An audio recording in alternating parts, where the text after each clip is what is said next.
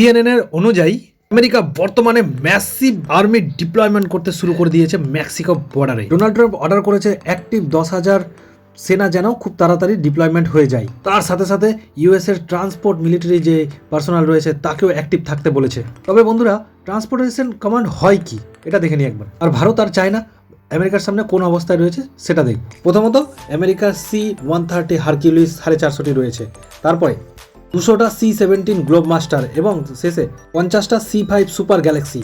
Total হয় 700 total. পাশাপাশি এবার যদি চায়নাকে দেখা যায়, চায়নার মধ্যে রয়েছে Y-20 যেটি C-17 গ্লোব মাস্টারের কপি একদম, যা টোটাল 20টা। আর রাশিয়ান মেড IL-76 এটা টোটাল 20টা, টোটাল মিলে 40টা। এবার আমাদের ভারতে রয়েছে প্রথম C-130 হারকিউলিস, যা আমেরিকার কাছ থেকে 6টা নেওয়া হয়েছে, আর 11টা C-17 গ্লোব মাস্টার, আর রাশিয়ান IL-76 টোটাল 18 থেকে 20টা রয়েছে।